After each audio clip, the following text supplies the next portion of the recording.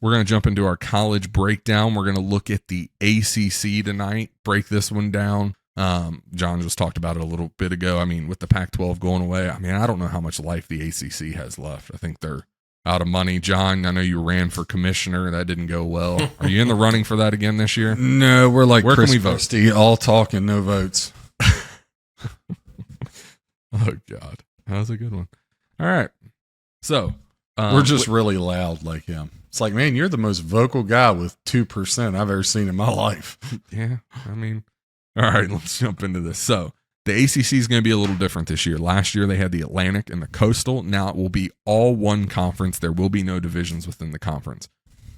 So obviously last year Clemson and Florida State were the two classes of this thing. Clemson finished 11-3, Florida State 10-3, Clemson 8-0 in the conference, Florida State 5-3.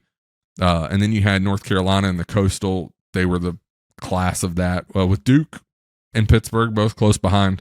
So how do we see this one unfolding? I have here returning starters if we want to just go down the line and look at it.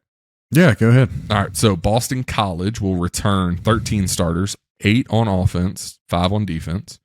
Clemson is returning 15 starters, 7 offensive, 8 defensive. Duke returning the most in the conference, 17 starters, 9 offensive starters, and 8 defensive. Florida State's going to return 8 and 8, so 16 total, 8 on offense, 8 on defense. Georgia Tech, not very good, returning 11, 5 on offense, 6 on defense. Louisville is tied with Virginia for the least returns. They're going to return only 3 on offense, 6 on defense. Miami returning 12 starters, 5 offensively, 7 defensively. North Carolina actually returning a good core there, 6 offense, 8 defense. NC State and Pitt both only returning 11. Syracuse is returning 13 starters, 5 on offense, 8 on defense. We talked a little bit about Virginia, only 3 on offense, 6 on defense. And then Virginia Tech, 11 starters, 6 offensively, 5 defense, and Wake Forest rounds it out 5 and 5 with a total of 10. Obviously, they lose their quarterback, which is going to be a huge loss for them. So they're going to struggle. Yeah, it's really, and just to follow up on your previous point, the ACC's done. It's done, over. which is sad because growing up as a kid, I still think that's the best conference college basketball tournament ever, right? Yeah. But look, it's a 2-team race. It's Florida State and Clemson. Florida State finished 11th in the AP poll last year. They start the preseason at number 7, like you touched on, 6 offensive, 8 defensive starters, kicker, punter.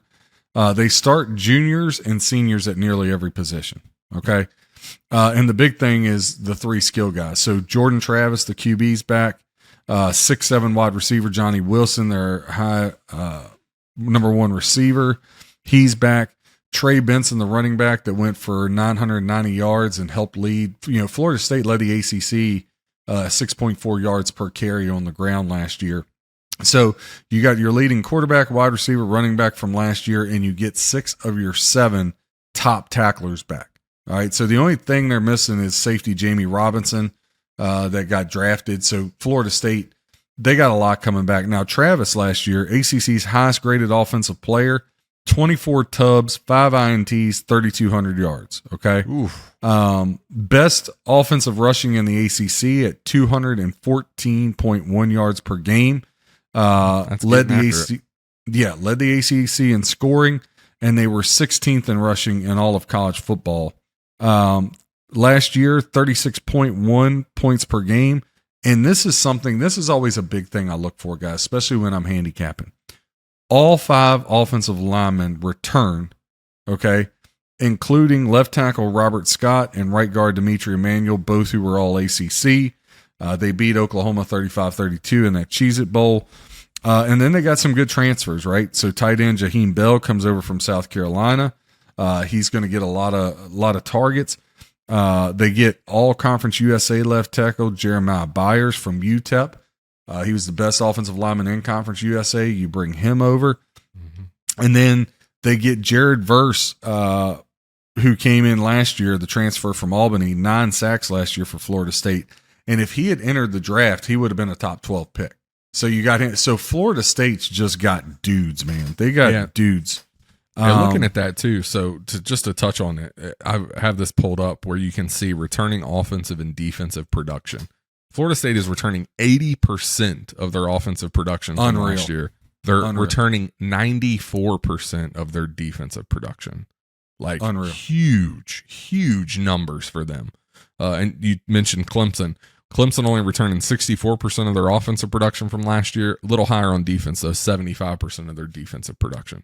But yeah, Florida State is just returning a great squad. You have to expect big things out of them. No, you're absolutely right. If Florida State's going to make a run, it's got to be this year. They also get all ACC, Fentrell Cypress, all ACC corner from UVA comes over. But Florida State hasn't won the ACC since 2014. If you remember, that was the first year of the college football playoffs when they had sticky crab leg finger Jameis Winston. I do remember. Playoffs? Yes, sir. Yes, sir.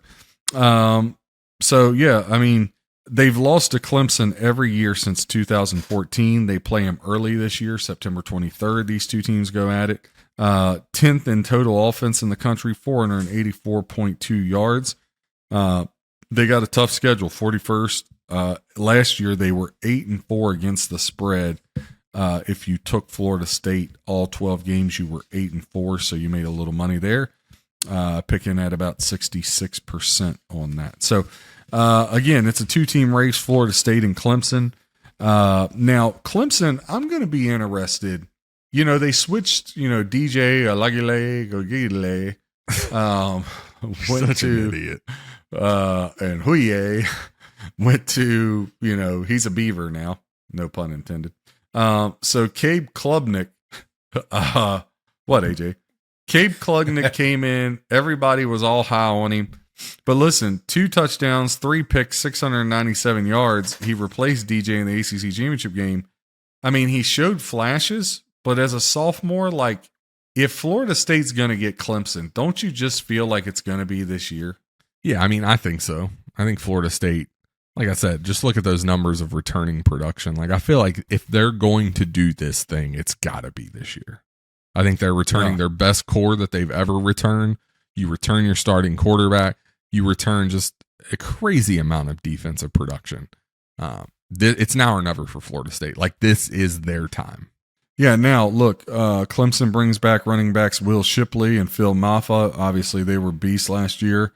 And I think this is the biggest thing with Clemson, because Clemson kind of got stuck in, well, we're in the ACC and we don't really have any competition, so we can just float through. And then last year, their offense was exposed.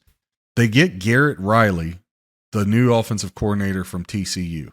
I think that is fascinating because if Clemson's offense, because Clemson's going to have the best defense in the ACC, absolutely. and they're going to have a top 10 defense in the country. Always. Even though they lost Miles Murphy and KJ Henry, they still got the All-American on defense, Jeremiah Trotter Jr. His dad played for the Eagles and Redskins, if you guys don't remember. But they got all 4 offensive linemen back. They lost in the Orange Bowl 31-14 to Tennessee. Obviously, we had Tennessee in that one, and they've won the ACC 7 of the last 8 years. Last year finished 11-3, but this Garrett Riley thing, I just think that's really fascinating, because if Clemson can morph itself into an offensive team to go with that defense, that makes it very interesting. The problem for Florida State is, they got Clemson, but right off the bat, fellas, they're against LSU. Ooh. And I think LSU is a college football playoff team. I mean, look, we had LSU last year in this game. We shouldn't have lost. LSU missed like 3 extra points, 2 field goals, and a partridge in the pear tree. It wasn't good. I don't see Florida State beating LSU. That's just my opinion, right? Take it for what it's worth. I don't think they get them 2 years in a row. So I think that's going to be the problem for Florida State, is when you're looking at the landscape, right, of college football, I think that really puts them at a disadvantage. You know what I'm saying? Because if they go out and they lose that game to LSU, I mean, their season, how do they respond? Because that game probably takes them out of the college football playoff. Yeah. And I mean, we talked about this last year with LSU. I think Brian Kelly, first handful of games, few games there in the SEC, he was just trying to get his, like, this is a whole different ball game. Like, he was trying to get his feet under him. And you could tell, I mean, if you looked at him in that game, the first game of the year, I mean, he looked like a deer in the headlights. I don't expect, and you saw this as the season went on, Brian Kelly got more and more comfortable and LSU got better and better. I expect big things out of them this year. I think Florida State's going to be really, really good. I think that's going to be a tough ask for them to beat LSU week 1. And like you mentioned, it probably does assure them, they're not making the college football playoff, which is one of the things I hate so much. And they should have just went ahead and did expansion this year. Because I think you could have, I mean, looking at Florida State's schedule, it is realistic to say they could be a 1-loss team. I mean, LSU could be their only loss of the season looking at the schedule that they have. Clemson obviously going to be a tough game, but a game I think they can win. And then you run down, I mean, Virginia Tech, Syracuse, Duke, Wake Forest, I think their only other game out. They do have Florida at the end of the year, which could be a tough game, but I mean, they got North Alabama. Like, they could essentially end this season with 1 loss and miss the college football playoff, and they could be, definitely one of the 4 best teams in the country. So this is tough. This is tough about the college football playoff and where it's at with only the 4 teams. I can't wait for expansion because I think it's just going to give us a better product all around. I think you're going to see these teams be able to have 1 loss, or some of these even 2 losses. Like, you have some really great 2-loss teams out there that just because they're in conferences that they beat each other up every week. So this not having expansion this year could bite Florida State, and that's a shame. It is. Yeah, I was trying to look here at the whole thing with trying to get it pulled up here.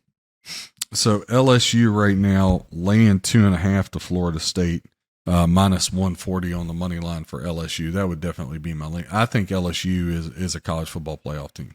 I think LSU and Tennessee are the best 2 teams in the SEC, but one's going to get left out because Georgia plays, Virginia School of the Poor, Deaf, Dumb, and Blind, and your pre-K elementary school that, Yeah, and see, next year you're going to have that go away like what the ACC is this year, getting rid of divisions. You're going to have that in the SEC next year.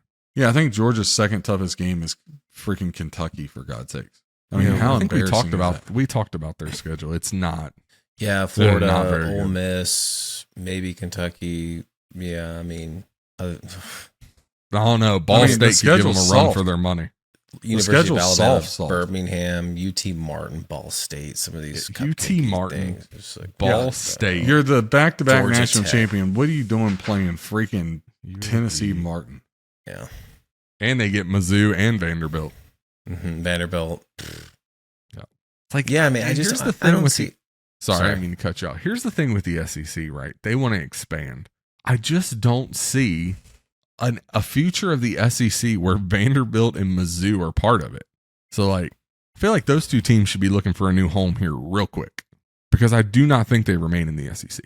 I don't see a situation where an expansion of the SEC doesn't mean we have to accept teams into the college football playoff that have 1 or 2 losses, because all these teams should theoretically have at least 1 or 2 losses. Yep. In this conference. Mm-hmm. Yeah, And I they think- need to play better competition. And what's it go to next year, right? Is it 12? I think it's 12 teams. They just For the skipped playoff? 8 altogether and went straight to 12. Yeah. I think that's what it is. Well, look, it's like Clemson. You're playing Charleston Southern, Florida Atlantic. I mean, the ACC is already weak. Now, they do play South Carolina and Notre Dame, so I'll give them that. North Carolina with Drake May, he's projected to be the number 2 pick. Again, they got South Carolina right off the bat. Now, North Carolina's got a little tougher. I mean, at least they go play Minnesota. That's something. But like even North Carolina, you dogged Minnesota like no other last year. Yeah, now you're like, well, at least it's PJ something. Fleck has got to do away with the freaking the tie. But look, they got but like them, why are you playing Campbell? Why in God's name, if you're North Carolina, are you playing Campbell? Well, I think so. The Campbell Camels. I mean, just think about that. Part of that, though, I guess I do understand the I mean, logic. the Campbell. Hey, who y'all playing this week? Campbells. Yeah. You know what I mean? You should just get shot just for. I mean, I do think part of that, though, and which isn't all bad, I mean, is they can be all fired up on cocaine like Lawrence Taylor the night before and be all right. is giving those lower teams a chance to get crushed on national television. So, I mean, it's still on national television. They also, it makes money for them too. It does. It makes them a ton of money. These lower teams that get a chance to go play somebody in state, that's quite a bit of a better pedigree. Like it brings a lot of money to their university and their their budget for sure. Yeah, these big teams pay a ton of money just to pummel them into the ground. So it's great for their schools, great for their universities. I get why they do it. Yeah. Like Austin P wouldn't have a football program if they couldn't go. No, if they didn't get a couple of these beat downs every year, they wouldn't. Tennessee, they wouldn't have a football program. It wouldn't exist. So they couldn't afford it. So I understand. I do understand the thought process behind it, and it's giving some of these teams and players on their teams to kind of show, kind of a bigger platform. So I do understand. I get it, but I think you should get one of those a year, right, per school. Not Georgia having 4 of them in a seat. Like you can't. Yeah, one or two. One or two. Yeah. 1 or 2 max. Because I still want those schools to get that opportunity to get that money to keep their programs going. I still want that to happen because I think if you look at the student athlete, that's what's best for them, right? For them to have more opportunity to play collegiate sports. I understand. The last thing we want is for less teams. Absolutely. Or less colleges throughout the United States to have football programs. Yeah, that's the last thing we want. Everybody wants to go play football like I did when I was growing up. And you look to what's closest to me, like where can I go play? Like where can I be competitive at least, and yeah. So we don't want to take away those opportunities for young athletes. We want that to continue. But your Georgias, your Alabamas, you get 1 or 2 of them a year. You don't get 4 of them. I want to see Georgia play USC. I want to see Alabama play Notre Dame. I want to see Penn State play Tennessee. Like I want to see these teams I'm okay having a 2-3 loss team in the college football playoff if they're the better team. Yeah.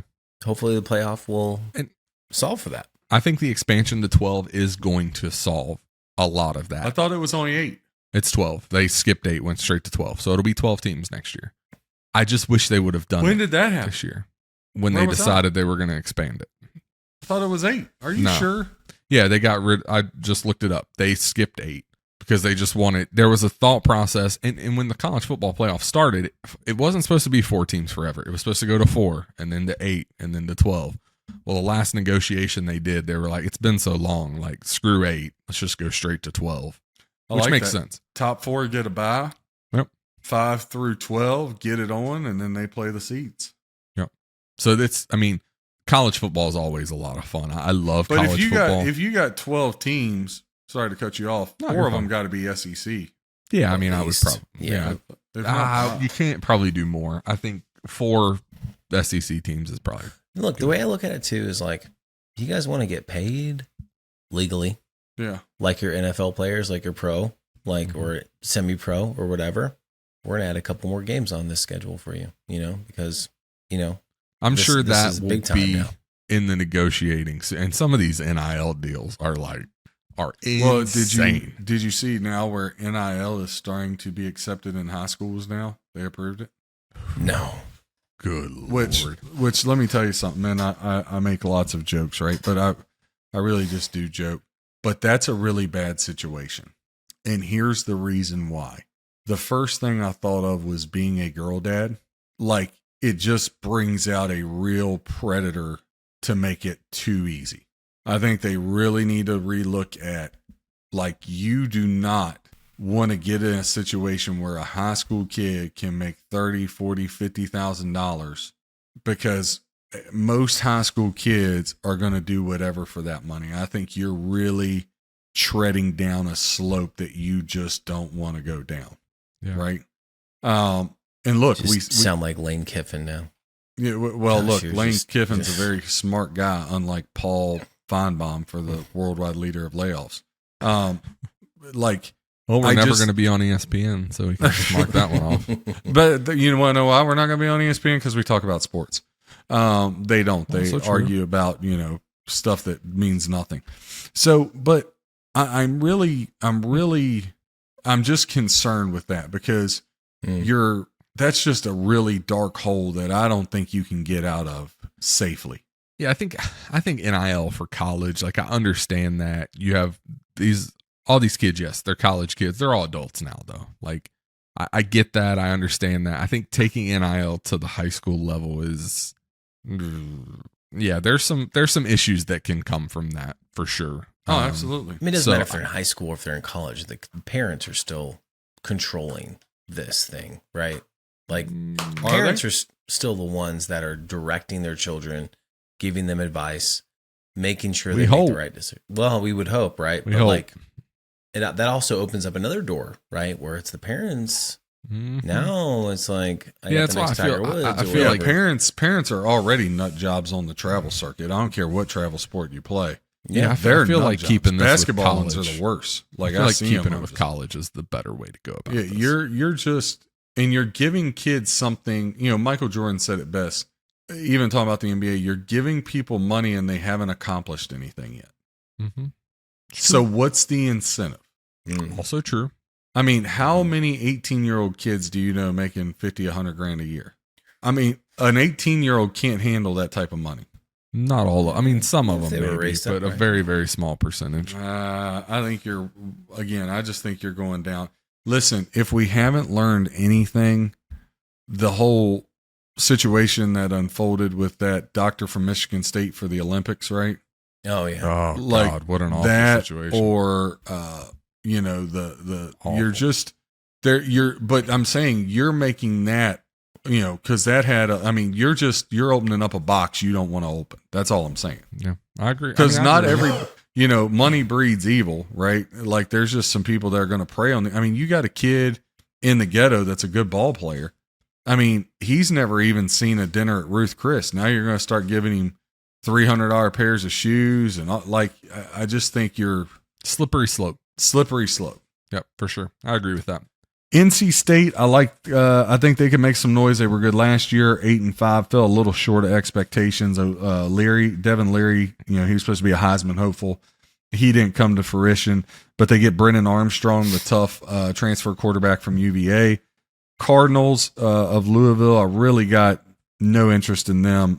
They got that big game against Murray State week 2, so make sure you tune in for Murray State. The Murray State scrappy game. Man. Yes, in basketball, you're absolutely right. The Miami Hurricanes, they're the one that I'm most intrigued about. When's this program going to get back to the glory days? Cristobal was a player during those glory days. When is it going to get back to that? I mean, they do get Van Dyke back, and Van Dyke's back. Very, very, very good. So, I mean, this may be the year. We've been waiting. Last year, he didn't play well. Kind of played like a dyke. Sorry, what? You didn't. Just edit this part out. So 1 hour, 48 minutes, and 30 seconds. It might have been a little before. Please take that out. What the hell is wrong with you? Just saying, that's how he played.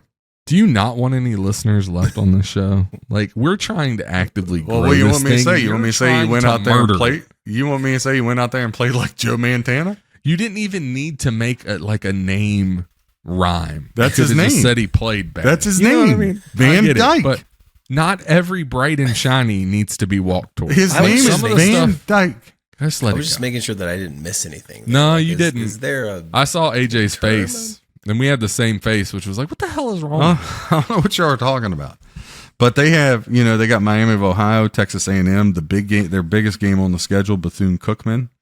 Hey. We love ourselves some Bethune-Cookman. Bethune-Cookman, yes. That's John's favorite team to say ever. Bethune-Cookman. It's like Sauvignon Blanc at Bethune-Cookman. What's up with you and the Sauvignon Blanc? So I got to tell you, y'all are going to laugh. My favorite? Yeah. No, I'm a red wine guy.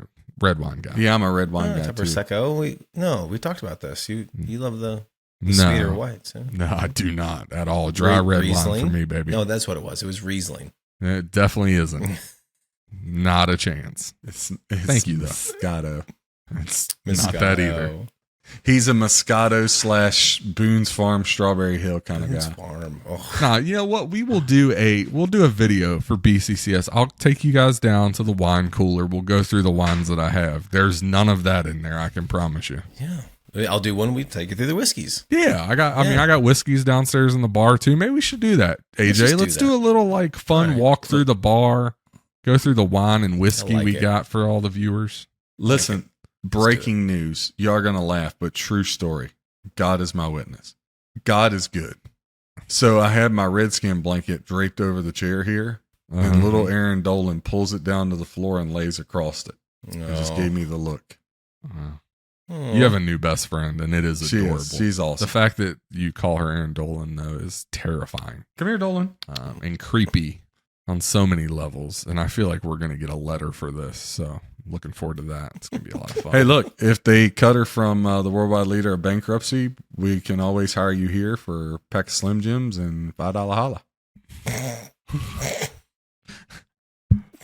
Look, folks, this is your time to get in on BCCS. Like, this is your football season, because if John keeps going like this, we may not be in business next year. So, like, strike while the iron is hot. Stock is low. Buy low. Yeah, buy low. Buy low, sell high. Like when they shut us down for harassment, which is probably coming in the not so distant future. Wake Forest, I think they're in a lot of trouble losing Sam Hartman. I think that's really hard to overcome. I mean, they'll beat Elon.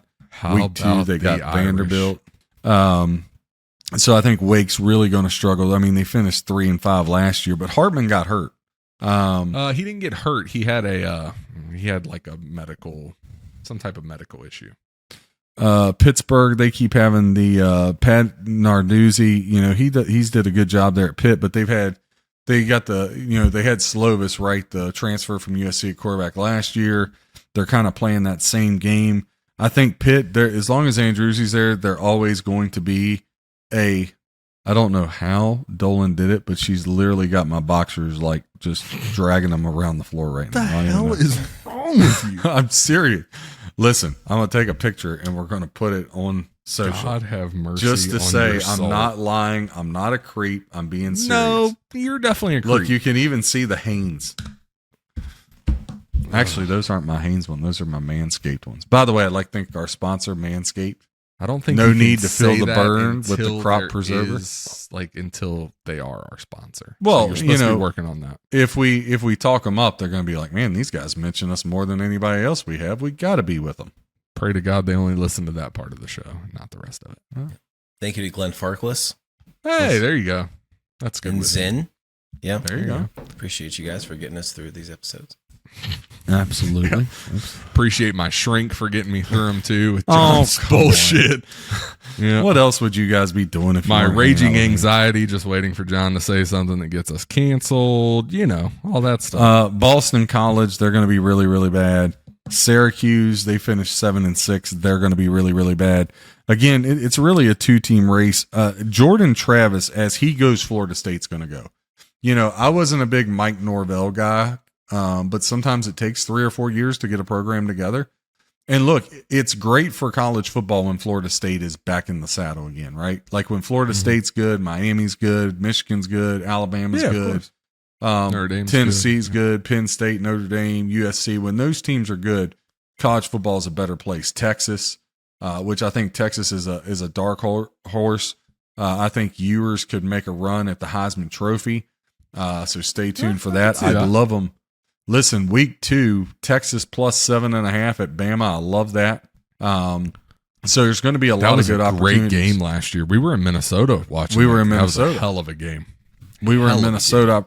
I preface all that by saying, email me, John at bccssports.com. Listen, guys, preseason starts this week. We gave out the free play, 7-point teaser, Browns plus 8.5 with the under 40.5.